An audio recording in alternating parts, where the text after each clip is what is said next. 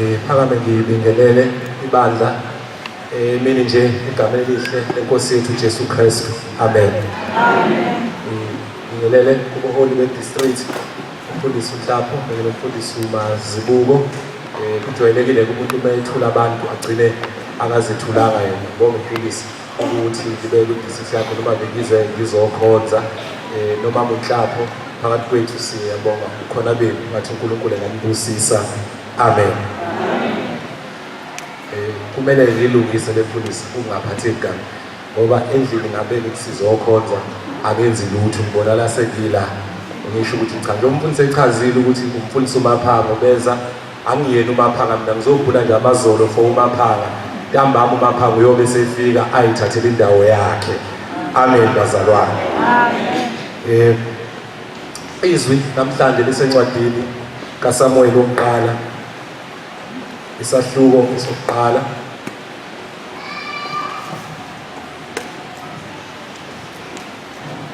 ngizofunda amavesi ngiqale kuverse 6 ngigijime ngiye kuverse 10 to 12.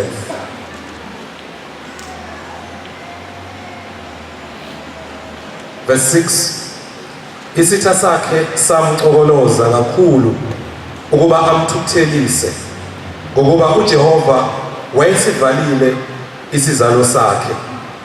Kwathi kuba uElkana enze njalo iminyaka neminyaka lapho enyukela endlini kaJehova wamcokoloza kanjalo, ngalokho wakhala akadlanga lutho.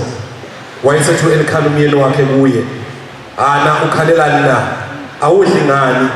Inhliziyo yakho idabukeleni na? Angidluli yini amadodana ayishumi kuwe na?" Wona wasukuma nxa sebedlile eShilo bephuzile. Wena umpristi wayehlezi esihlalweni sakhe ngasensikeni yomnyango wethempeli likaJehova. Umphefumulo wakhe wawunomunyu, wakhuleka kuJehova wakhala kakhulu. Wenza isethembiso wathi, "Jehova sebawuthi ubheke nokubheka ukuhlupheka kwencekazi yakho, ungikhumbule, ungakhohlwa incekazi yakho, unike incekazi yakho umntwana wesilisa, bese ngikunike uJehova zonke izinsuku zokuhamba kwakhe, kungathinti impuco ekhanda lakhe." Kwathi esaqhubeka ukukhuleka phambi kaJehova, u-Eli waqaphela umlomo wakhe. UHana wayekhuluma enhlizweni yakhe, kwabikizela izindebe zakhe zomlomo, kepha izwi lakhe lalingezwakala. Ngalokho u-Eli wacabanga ukuthi udakiwe. U-Eli wathi kuye, "Uyakudaba kuze kube nini na? Susa iwayini lakho kuwe."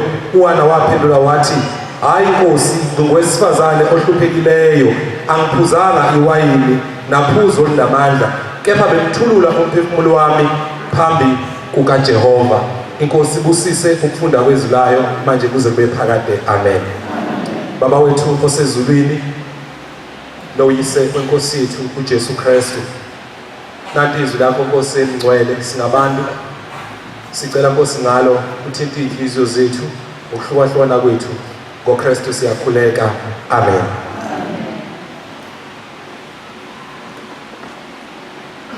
Ncwadi yanamhlanje, ncwadi ejwayelekile enkonzweni yesidlo, 10 minutes okufanele ngiwumela phambi kwenu to 15 minutes ukuze sizokwazi ukuba nenkonzo emfushane esheshe iphele. Zintathu izinto engifisa ukuyidwebela kule chapter esiqeda ukuyifunda, ngizozibala ngingakasho.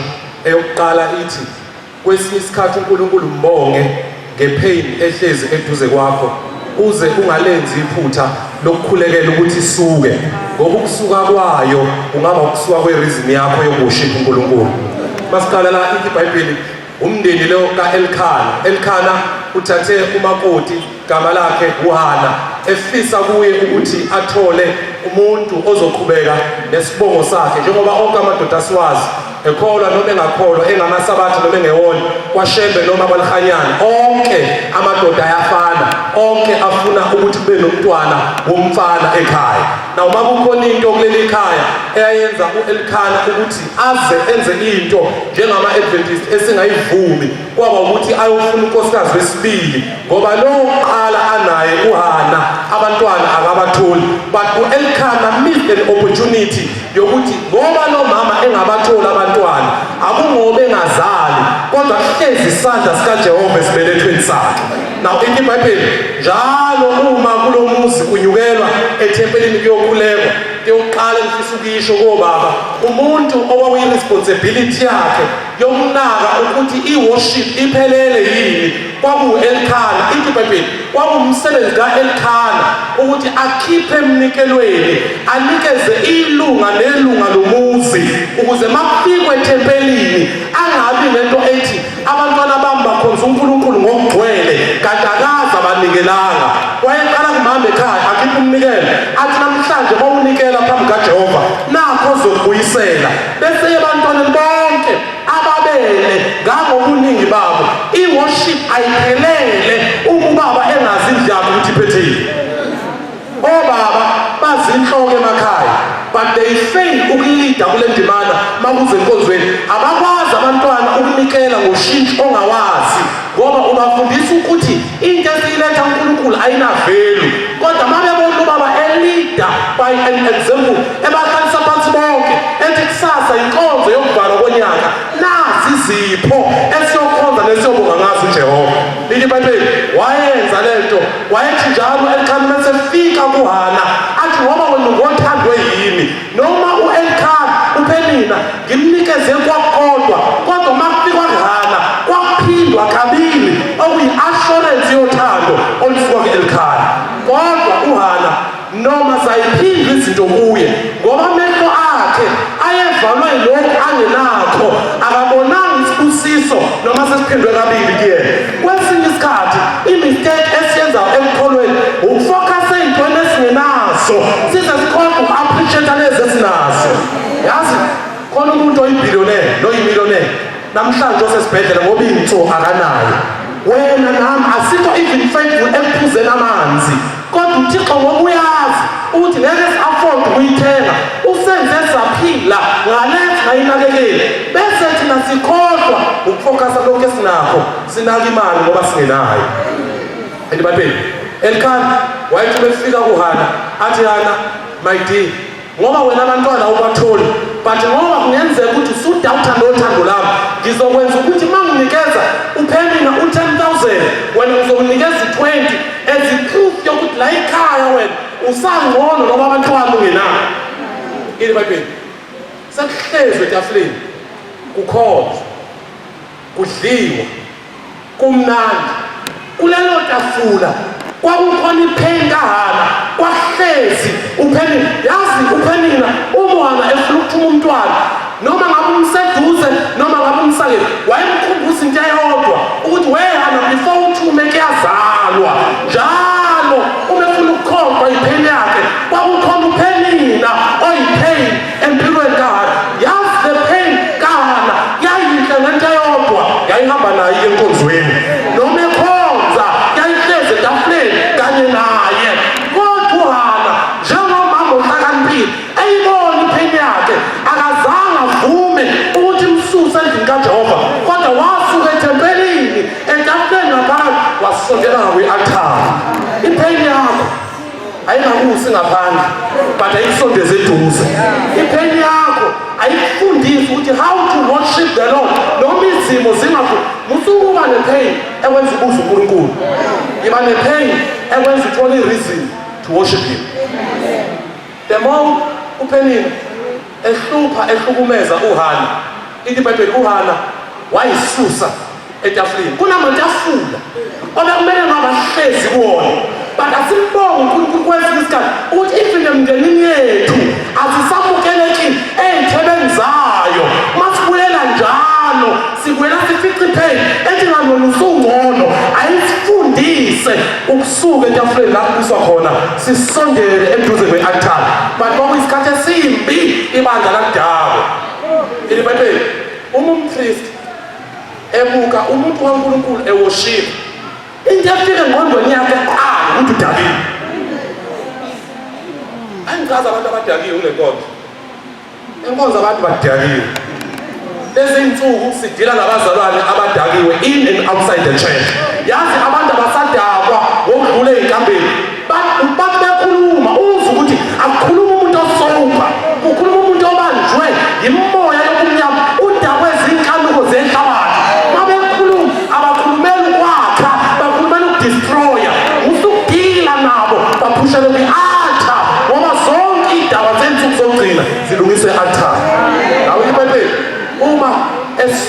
uHana etafuleni uthi u-Eli umpristi ngena nabantu abadakile kule nkonzo nangu lo mama uthi kuye mama uyodakwa kanti kahle wena uze beni kwakumbi kwadaba ngisho mama yazi ngoba ngiyedlulela ukuze la uChatbon uze ukuthi mama akhulume yena kodwa yazi kuyezwakala ukudela kwendoda ngoba usukubona ukuthi hayi iba nje ongakhona kudelela umama ubona Nkosi yami umama oyiphuzele lo ukuthi aka-understand ukuthi uzophuzela endaweni wrong but uthi ekhanda kuHana uyodakwa uze kubeni ithi iBhayibheli uHana uyaphendula uthi hayi Nkosi yami amdakiwe kodwa ngowesifazane ohluphekileyo ngiyakhuleka ngithulula usizi lami kuNkulunkulu osezulwini kwesinye isikhathi umkhuleko awusiwa amazwi amaningi kwesinye isikhathi umkhuleko akusikho ukutusa uNkulunkulu ngamagama afensi kwesinye isikhathi umkhuleko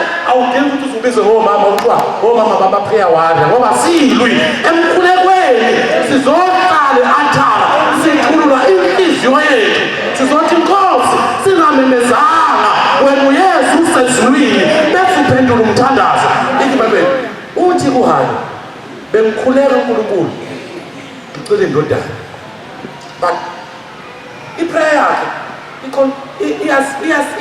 iyazidida uthi uHana lalela uNkulunkulu kahle kahle mina ngidinga umntwana mase ngimtholile ngizophinde ngimthathe ngimbuyisele kuwena ngisho ukuthi uHana I'm here because I need a sign yokuthi wena uyangizwa mina mase ngine-sign I will take back the sign to the altar la efunwe khona yazi into edistroy abantu abasha lezi nsuku abasebenzi for years bese bethola umsebenzi ngoJulayi noma uthole ngoDisemba unyaka usiyophela kade engasebenzi for 10 years athola umsebenzi awuzomholela u-20,000 now yabona umuntu ongakazi aze englishe 100 rand bese uthi nakazomeneja u-20,000 in short uthi uHana Nkosi ngiyasaba ukumkhulisa uSamuel ngokwami uma ngimkhulisa ngingahle ngifane noPenina ngibe yiPeni komunye umuntu therefore I will take the blessing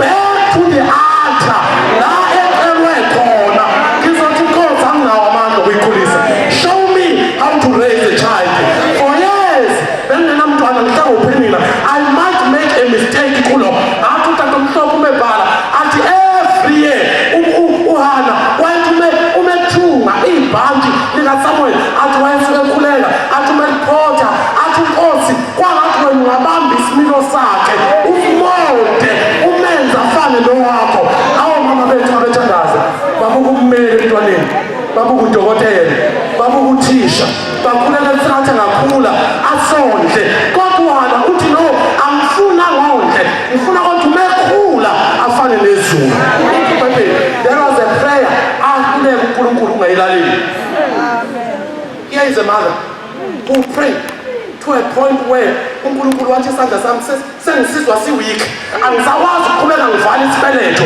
akazange asuse kodokotela sasuswa ngomthandazo akulekwanga ubusuku bonke why athanda yazi ngasisikhathi umthandazo into yenza ungazwakali ukuthi usuphendule wenziwa amagame kakubi kule nkonzo lapho lo mama beyibiza ngamasotsha ama-prayer warrior bothandazana ubusuku bonke ukhalwe kuthandazwe no kwesinye isikhathi ukuthi uThixo azwe umkhuleko ufuna inhliziyo ephendukile ezothi Nkosi ngiza kuwe ngoba ngiyazi wena uYesu yazi la inkonzo ngike kuthandazwe umuntu omusha ethi ufuna umsebenzi awuthole the day awutholile silibone idimoni yakhe sikuthandazela the day awuthole into yokuqala engakabuyisi neshumi uzothi nje angathola i-confirmation yokuthi ithenga kathatha imiliyoni yakho bakhonzela esikoleni baminyene kuyashisa akakwazi nokuthi athi angesiqala kuqala ngokubuyisela kuThixo siyofuna nje isayithi nesabawu uzofane enkuzimalayo imoto ka3 miliyoni sonke siphume ngelanje sizobonga sizothi ndoda usebenzile kodwa bona bahleze eklasini uzothi lo Thixo simkhonzayo ukwazi ukubusisa abantu abangakwazi bayisibusiso but umama uHana wathatha iblessing wathi angifuni kube ngeyami. I will share the blessing nabanye. Izothi iBhayibheli later on ithi umprofeti oqala kwa-Israyeli ongasoze wadlula muntu izothi uSamuel, the very same Samuel owathatha uma wakhe esamncane wathatha ukuthinta mpuco eqanda lakhe kodwa uyosebenzela uThixo. Masifaka inyama. Take back lama blessings akudestroyayo wase-altar. Yabona umuntu oyifaka upetrol uhambe uyophuza. Yabona umuntu oyifaka upetrol nigengaphi nithi namhlanje siyobhemaphi namhlanje siyoba ngenaphi abantwana. Take the very same car uthi inkosi angikwazi ukuyendlisha ngoba nansi ngibusisile ngayo ngizothi namhlanje ngiyibuyisele e-altar ukuze nabanye bazobusiseka ngayo. Once at the church, one of my districts esengadlula khona la khona ibandla lakhona almost 80% wabantu bakhona uyadrive. Mungena ngaphakathi wayekhetha indlu igcwele kanti igcwele imoto abantu bancane. Nalilanga izindlu ngiyovisitor khona ngokwe-itinerary. Mangifika ngaphandle imoto zonke zikhona ziphelele. Bala abazalwane u-half awukho. 99.9% wabantu abangekho ila abantu abangenazo imoto ngoba izulu nalokho kungekho right. Nawusengiyabuza ngithi mina ngoba wena babubani noma babubani mawudlula ngakwakho udlula umntwana umama esikhonza naye la enbenitshafa nobabili nonkosikazi wakho uhluleke ukuthi blessing namhlanje ibe blessing komunye umuntu ukuze aze enkonzweni. Abantu babulawa ama-blessings asezandleni zabo kodwa sephenduka ikhesi ngoba i-blessing yinto okumele ibusise umakhelwane. Akuyona into okumele ikususe emlazi kusemhlanga. Into okumele igcine usemhlanga usemlazi abantu abasemlazi babusiseke through you. Ungathi breakthrough thani kodwa kwamakhelwane bazolala benesinkwa ngoba uThixo ubusise wena. Uthi angikwazi ukumgcina akabuyele ethempelini. Ayimeke le-example yokugcina bese ngihlala phansi. Eke notice enkozweni ukuthi asimthathi notice kanjani umuntu oraise 30,000 wayithengela i-Tesla lakhe. And i-Tesla by the way liyasibala leyo ngene egoli. Lihambe nje alina-aircon kodwa liyahamba. Lihamba lahamba khona i-X5 lahamba khona i-Range Rover zihamba ndawonye nje zonke. And i-blessing ukuthi uyishayela kancane nge-Tesla lakho zanohleli ngomhlaba. Bakuhlule nama-aircon bathi shwi uze kancane wena. Mawuthi uyafika eHarrismith the very same car ekade idlula uyifika iginqike yaqeda bonke abantu wena nge-Tesla lakho udlule uhlabelela. Then you understand ukuthi blessing ayina-value ngokwasemhlabeni but i-blessing yinto esiyiphiwa uNkulunkulu ngakulethu ubuhlungu. I'm not saying ukuthi kwesinye isikhathi uNkulunkulu mesibusise sikuletha ubuhlungu kodwa ngizothi usukubulawa yinto yayi-blessing. Asithathe uSamuel babuyisele ethempelini. Sithathe noSamuel baye ethempelini ukuze bakhule khona bayoba isibusiso nawo abantu obungeke wena uzufinyelele kubona. And it's not about you ukuthi ubonakale sonke sikongratulate. It's about the baby ukuthi ayibuyele ethempelini ngoba mawuhlala nayo ungathi ufane noPhenika ube usizi nobuhlungu komunye umuntu ngoba uhluleke ukhendlisha iblessing. Esizibala unyaka onke ama-blessings azosibulala kulo nyaka masingawubuyiselana kuJehova. Asithi masiqala unyaka omusha sizothi inkosi siyasaba ukuwagcina angahle asibulale ukuze azophila kahle awabuyele la icelwe khona. Inkosi ngibusise.